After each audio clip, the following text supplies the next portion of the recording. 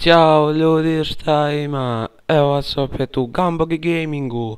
Šta ću vam danas tako lepo pokazati? Pokazat ću vam kako da uđete u kuću Ryderovu i Svitovu u GTA San Andreasu. Sad, vi možete, imate link u deskripciji, dakle, da skinete.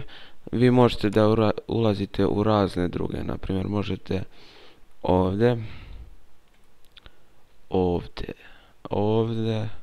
Znači svuda možete, evo imate ovdje čak slike označeno, vidite ove žute tačke gdje možete sve da uđete. Evo Ryderove, znači mnogo je dobar, evo i Svitove. Pa da počnemo, nije ništa teško, samo me pratite. Idite gdje ste instalirali GTA San Andreas, evo, ja sam to odmah otišao. Odete data. Odete ovdje maps, desni klik copy i ovdje paste. Yes.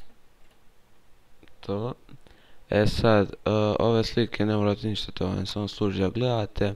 Ovo ovdje odete desni klik copy, models, txd i sad paste samo tu i evo ga.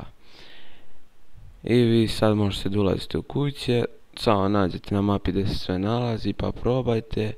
I eto, i to bi bilo to u nadaljećoj epizodi. Do sljedećeg viđenja. Doviđenja.